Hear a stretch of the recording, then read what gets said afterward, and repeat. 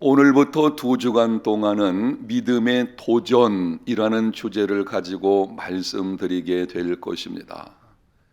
성경에 기록되어진 신앙 위인들이 믿음으로 도전해서 하나님의 은혜로 하나님의 구원하심과 능력을 경험한 것처럼 우리도 금년 한 해 동안 믿음으로 도전해서 하나님의 구원하심과 하나님의 능력을 경험하는 삶을 살아보자라고 하는 것입니다.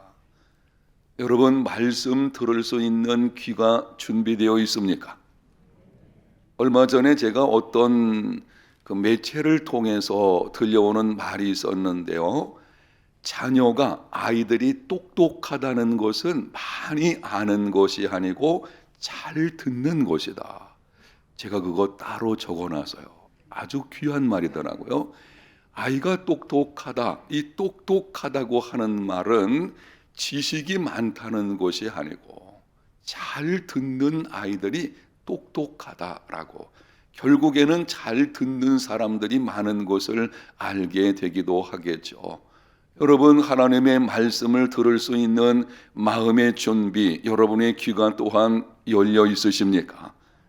2주간 동안 여러분이 집중해서 들으셔서 믿음의 도전, 내가 이런 면에서 금년 한 해 정말 도전하며 살아야 되겠다라고 결단하는 그 가운데 주어지는 하나님의 풍성한 은혜를 맛보는 시간들이 되시기를 예수님 이름으로 축복합니다. 오늘은 첫 번째로 평범한 일상에서 하나님과 동행하는 삶에 도전하라 라는 제목으로 말씀드리겠습니다. 도전하라. 그러면은 우리는 평범한 일상이 아니고 특별한 일을 떠오르게 됩니다. 도전할 만한 가치가 있어야지 라고 할 때에 왠지 우리는 평범한 일상은 그냥 제껴두고 어떤 특별한 사건, 특별한 일에 도전해야 되는 것으로 생각을 하는 경우들이 있게 되는데요. 여러분, 그러나 참된 믿음은 평범한 일상에서 하나님과 동행하는 삶을 사는 것입니다. 물론 인생에서 특별한 일이 다가왔을 때에도 하나님과 동행하는 삶이 되어야 하지만 진정한 믿음은 평범한 일상에서 하나님과 동행하며 사는 것입니다.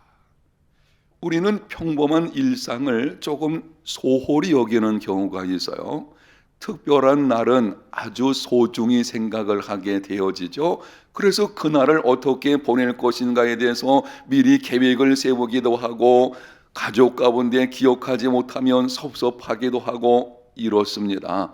여러분, 그런데 참된 믿음을 결정짓는 것은 평범한 일상입니다. 그 사람의 평범한 일상 속에서 어떤 모습을 보이느냐 하는 것이 그 사람의 신앙의 모습인 것이고, 바로 그 신앙의 모습이 그 사람의 운명을 결정하게 되는 것입니다. 평범한 일상에서 하나님과 동행하는 삶에 도전하는 믿음의 걸음들이 되시기를 바랍니다. 오늘 본문은 하나님의 사람 에녹에 관해서 말씀을 합니다. 제가 다시 한번 천천히 읽어 드릴 때에 에녹이 어떤 믿음의 사람이었는지를 여러분이 생각해 보십시오. 에녹은 65세에 무두셀라를 낳았고, 무두셀라를 낳은 후 300년을 하나님과 동행하며 자녀들을 낳았으며 그는 365세를 살았더라. 에녹이 하나님과 동행하더니 하나님이 그를 데려가심으로 세상에 있지 아니하였더라. 에녹의 믿음에 관해서 2가지를 특별히 우리가 주목할 수가 있는데요. 하나는 300년 동안 하나님과 동행한 사람이었다. 다른 한 가지는 하나님이 그를 데려가심으로 세상에 있지 않았다.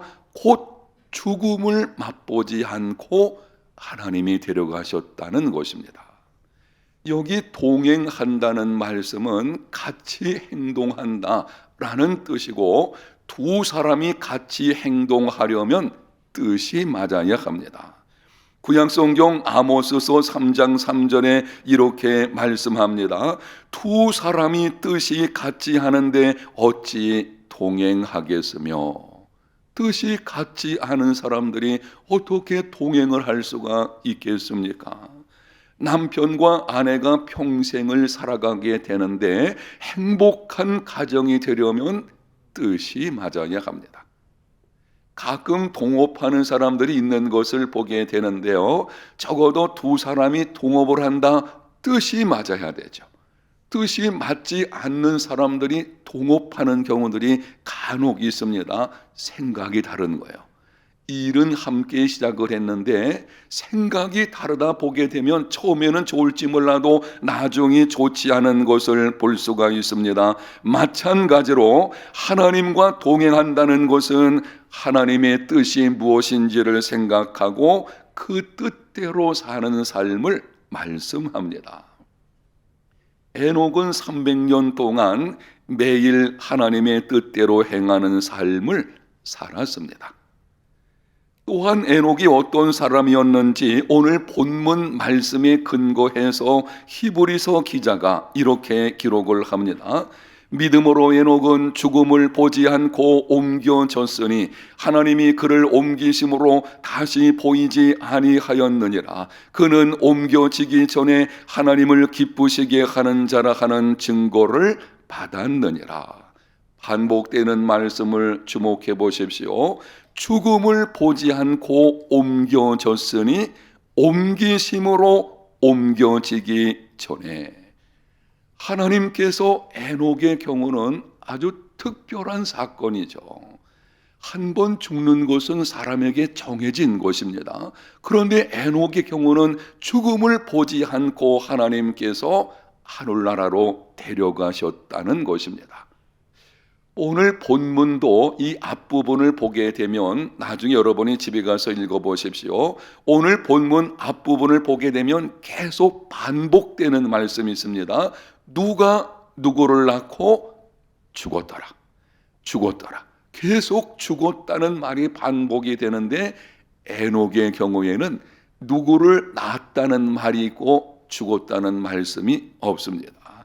에녹은 죽음을 보지 않고 하늘에 올라갔기 때문입니다. 여러분, 300년 동안 하나님과 동행한 사람이었고 하나님을 기쁘시게 함으로 죽음을 보지 않고 하나님이 데려간 사람, 그렇다면 이 사람에 대한 일생의 기록을 우리가 훑어보게 되면 얼마나 더 큰 교훈이 되겠습니까? 놀라운 사실은 성경의 에녹에 대한 기록이 거의 없다는 거예요. 아니 300년 동안 동행한 사람이었다면 그가 어떻게 살았는지 좀 자세하게 많은 분량을 기록해 주신다면 우리가 동행하는 삶에 관해서 많은 교훈을 받을 것이고, 하나님이 죽음을 보지 않고 데려갈 정도로 하나님을 기쁘시게 하는 삶을 살았다면 그가 어떤 삶이 되었는지 그거를 좀 성경에 많이 기록해 놓았으면 좋겠는데, 성경을 보게 되면 오늘 본문 말씀과 그리고 족보가 나오는데요, 그 족보를 기록할 때에 에녹이라는 이름이 2번 나오고, 그리고 히브리서의 짧은 한 절, 그리고 나서는 유다서에서 짧은 한 절만 기록하고 있는 것을 보게 됩니다. 왜 그럴까요? 야곱의 경우는 문제가 많은 사람이었죠. 이 문제투성이 야곱, 그 야곱에 관해서는 창세기를 보게 되면 많은 분량을 기록을 해놓았어요. 그런데 에녹의 경우에는 특별한 사람이었는데도 그에 관한 기록은 거의 없습니다. 이유가 무엇인가 하면 에녹에 관해서는 성경에 특별히 쓸만한 사건들이 없었기 때문입니다. 야곱의 경우에는 문제가 많기 때문에 그 문제들을 기록할 것이 있어요. 그런데 에녹은 특별히 기록할 것이 없는, 만약 에녹에 관해서 구태여 기록한다면 이렇게 쓸 수가 있을 것입니다. 에녹은 아침에 일찍 일어나서 새벽 기도를 했고, 직장에 가서 하나님의 뜻대로 살았고, 만나는 사람들에게 하나님의 심판에 관해서 전도했고 저녁에 가족들과 예배를 드리고 잠을 잤다. 오늘도 그렇게 했고 내일도 기록했고 300년 동안 그렇게 했다. 몇 년 동안요? 그게 전부였어요. 여기서 우리가 귀중한 교훈을 깨달아야 합니다. 하나님과 동행하는 삶이란 평범한 일상에서 하나님의 뜻대로 사는 것입니다. 에녹은 아주 평범한 일상이었어요. 그 일상 속에서 하나님의 뜻이 무엇인가를 찾고 매일 하나님께서 원하시는 것, 하나님의 기쁨을 위해서 살아가는 삶을 살게 된 것입니다. 하나님과 동행하는 삶은 특별한 인생을 사는 것이 아닙니다. 가정에서, 직장에서, 사업장에서, 사회생활 속에서 우리에게 주어진 오늘 하루의 삶의 현장에서 하나님의 뜻대로 살아가는 삶이 되시기를 축복합니다. 우리는 일상을 그냥 쉽게 생각하는 경우 있어요. 일상의 평범한 일들에 관해서는 아주 너그럽습니다. 그래서 실수를 하거나 함부로 하거나 그렇게 해도 그럴 수 있지 이렇게 가는 걸 볼 수 있어요. 아니에요. 일상의 나의 모습이 나의 진정한 신앙의 모습을 보여주고 있는 것입니다. 그리고 이렇게 평범한 일상에서 하나님의 뜻을 구하며 하나님의 뜻대로 살게 되면 그것이 하나님의 기쁨인 것이고 하나님의 기쁨이 되는 사람, 하나님께서 놀라운 은혜를 베풀어 주시는 줄로 믿습니다. 그래서 우리는 평범한 일상에서 하나님과 동행하는 삶에 도전해야 합니다. 이렇게 말씀드리면 간혹 질문하는 분들이 있습니다. 목사님, 요즘 세상이 복잡하고 죄악이 만연하여 평범한 일상에서 하나님과 동행한다는 것은 쉽지 않습니다. 이런 세상 속에서 적당히 좀 세상과 타협을 하면서 살아야 생존할 수가 있지 어떻게 하나님의 뜻대로 다 살아낼 수가 있겠습니까? 아주 좋은 질문인데요. 사실은 이 질문대로 오늘날 세상을 살아가는데 일상생활 속에서 하나님과 동행한다는 것은 쉬운 일은 아닙니다. 우리는 평범한 일상 그러니까 아주 쉽게 생각하는 경향이 있을지 모르지만 사실 실제로 오늘 하루 내게 주어진 삶의 현장에서 가정에서 자녀 교육시킬 때에 직장에서 다른 사람과 함께하고 일을 처리할 때에 또 물질적인 문제에 도전에 직면할 때에 이런 일들이 일상이거든요. 이 가운데서 하나님의 뜻을 따라 살아가는 것은 쉽지 않죠. 세상은 너무 악해지고 있어요. 그런 상황 속에서 이런 삶을 살아가는 것은 쉽지 않습니다. 따라합니다. 쉽지 않기에 도전해야 된다. 아멘. 쉽지 않기에 도전해야 합니다. 사실 우리는요, 적당히 타협하면서 그래야 돈을 벌 것으로 생각하거든요. 그래서 세상과 많이 타협합니다. 자녀 교육시킬 때도 성경적인 가치관을 따라서 할 것 하면은 실패할 것처럼 생각되는 거예요. 그래서 세상 사람들과 똑같이 그게 평범한 일상인데 우리는 너무 쉽게 생각하죠. 아니에요. 우리가 정말 하나님 앞에 도전할 것이 이겁니다. 하나님, 이제 나의 남은 삶은 평범한 일상에서 하나님의 뜻을 구하며 그 평범한 일상 자체가 아주 소중하거든요. 그게 진정한 나의 삶의 모습이에요. 그 뜻에서 하나님과 동행하며 살아가는 그 일에 도전하며 그 가운데 열매 맺는 삶이 되시기를 바랍니다. 어떻게 하면 그러한 삶을 살아낼 수 있는지 에녹의 경우에서 말씀을 드리겠습니다. 에녹은 인류 역사상 매우 어두웠던 시대를 살았습니다. 악이 성행하고 부정과 부패가 만연하며 폭력으로 얼룩진 시대였습니다. 하나님의 마음이 심히 상해서 그 당시 상황이 하나님의 마음이 너무 심히 상해서 얼마 지난 후에 홍수로 심판해야만 했던 시대였어요. 노아가 이 땅에 살았을 때에 그때 에녹도 살고 있었어요. 그 당시는 홍수 심판이 임박한, 하나님이 보시기에 죄악이 너무 관영해 가지고는 심판하지 않으면 안 될 정도의 그런 시대 속에서 살았던 사람이었습니다. 이러한 때에 하나님과 동행하는 삶을 산다는 것은 결코 쉬운 일이 아니었습니다. 그런데 에녹은 타락한 세상에 물들지 않았습니다. 세속적인 대중들과 세속적인 문화에 끌려다니지 않았습니다. 요즘 많은 그리스도인 청년들 경우에 이 젊은 사람들 보게 되면 세속적인 세상 문화에 이리저리 휩쓸리는 것을 보게 되는데요, 그게 일상의 문제죠. 에녹은 거기에 끌려다니지 않는, 주변에 비웃음과 멸시가 있어도 하나님의 뜻대로 살기를 힘썼습니다. 질문하게 됩니다. 그렇게 타락한 시대에 세상에 물들지 아니하고 평범한 일상에서 하나님과 동행하는 삶을 살은 에녹, 무엇이 그로 하여금 이러한 믿음을 살게 했을까? 오늘 본문을 살펴보겠습니다. 오늘 본문에 보면 에녹은 65세의 아들을 낳고 이름을 무두셀라라고 지었습니다. 그리고 아들을 낳은 후 하나님과 300년 동안 동행을 했다, 이렇게 말씀을 합니다. 조금 정리해드리면 이렇습니다.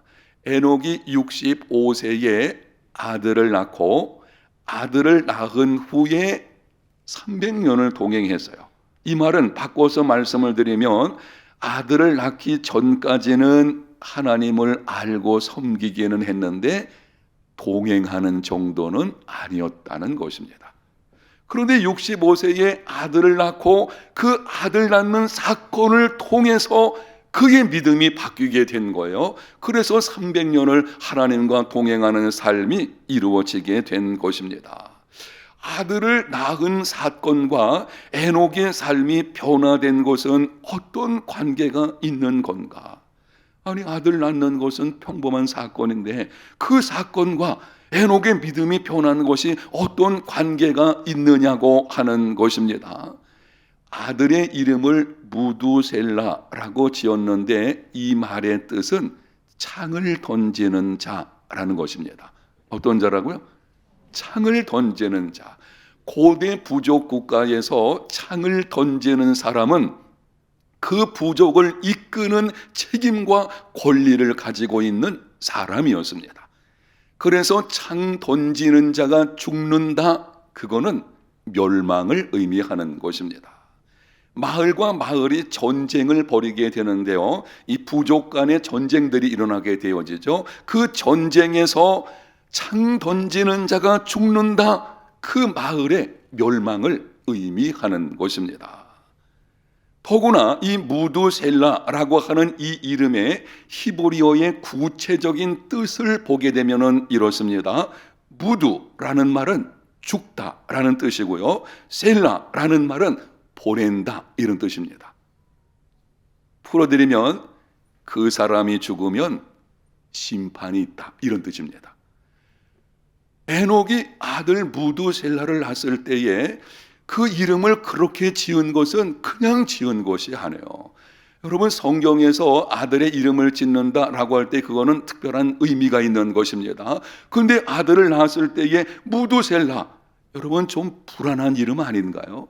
이 사람이 죽으면 심판이 있게 될 것이다. 우리는 성경을 좀 알고 있으니까 이 사람이 죽으면 하나님의 홍수의 심판이 있게 된다, 이런 뜻으로 지어진 거거든요. 어떻게 그걸 알 수가 있었겠습니까? 틀림없이 하나님께서 어떤 방식으로든지 에녹에게 말씀하셨을 것으로 생각이 듭니다. 이렇게 말씀을 하셨다고 볼 수 있어요. 에녹아, 세상의 죄악이 관영하여 내가 세상을 심판할 것이다. 심판의 징조를 내게 알려주겠는데 내가 아들을 낳게 되면 이름을 무두셀라라 하라. 그가 죽으면 세상이 심판이게 될 것이다. 실제로 성경에 기록된 연대를 계산해 보게 되면 무두셀라가 죽은 그 해에 홍수 심판이 있었습니다. 에녹은 아들을 낳으면서 하나님의 심판에 대한 말씀을 들었고 그 심판에 대한 말씀을 믿는, 심판을 믿는 그 믿음이 삶을 변화시키게 된 것입니다. 오늘날 사람들이 사기치고 불법을 자행하고 거짓 행하고 욕심을 따라 행하는 이유가 무엇입니까? 일상생활 속에서 보게 되면 자기 마음대로 죄와 더불어 살아가는 이유가 무엇인가 하면 근본적인 이유는요, 하나님의 심판을 믿지 않기 때문입니다. 지금 내가 살아가는 이 삶의 모습에 하나님의 심판이 있다고 하면 그렇게 살 수 없죠. 세상에서 그렇게 막 죄를 저지르면서도 요즘에는 뭐 죄를 죄로 알지 못하고 오히려 그것을 자랑하는 시대가 되어버렸어요. 하나님의 심판, 내가 장차 하나님의 심판대 앞에 서게 된다는 것을 안다면 어떻게 그런 삶을 살 수가 있겠습니까? 개신교 신학자인 라인홀드 리보가 이렇게 말했습니다. 현대인들의 심각한 부도덕에 빠지는 이유는 하나님의 심판을 믿지 않기 때문이다. 무엇을 믿지 않는다고요? 하나님의 심판을 믿지 않는 것입니다. 여러분에게 한번 확인하면서 질문합니다.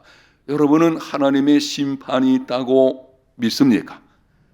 우리 모두는 장차 하나님의 심판대 앞에 서게 된다는 것을 믿습니까? 그렇다면 이렇게 질문해 봐야 될 것입니다. 내가 이렇게 살아도 괜찮은가?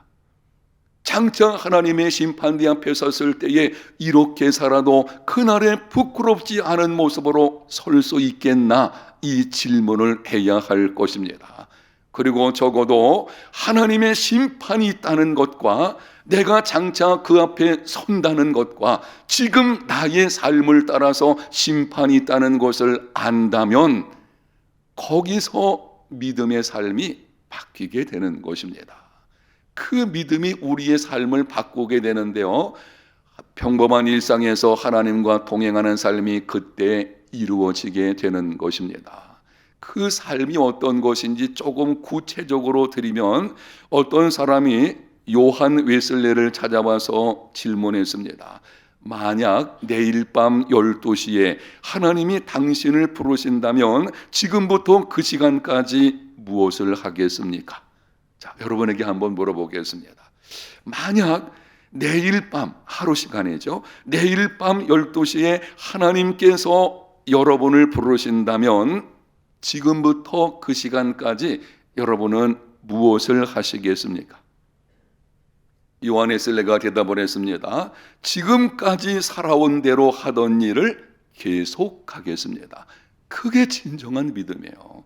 내일 종말이 온다고 할지라도 하나님의 심판이 있다는 것을 알고 내일 심판대 앞에 서게 된다고 해도 나는 지금 있는 모습 그대로 살아갈 것입니다. 부끄러움이 없다는 것입니다. 이것이 평범한 일상에서 하나님과 동행하는 삶을 사는 것이고, 이러한 믿음 생활에 도전하는 삶이 되시기를 바랍니다. 혹시 우리의 삶 가운데서 다른 건 모르겠는데 이 부분은 내가 좀 부끄러울 것 같아, 그러면은 바꿔야 되죠. 여러분, 금년 한 해 첫 번째 새벽 기도회, 어제 주일이 있었고 오늘 첫 번째 새벽 기도회인데요, 오늘 말씀을 듣는 여러분 모두 평범한 일상에서 하나님과 동행하는 삶에 도전하는 삶이 되시기를 축복합니다. 이것이 도전이에요. 정말 우리 하루하루의 삶 가운데 하나님의 기쁨 되는 삶을 살아내야 되겠다는 이런 도전을 하고 그에 걸맞는 삶을 통해 하나님 앞에서 참된 구원과 능력을 경험하는 삶이 되시기를 예수님 이름으로 축복합니다.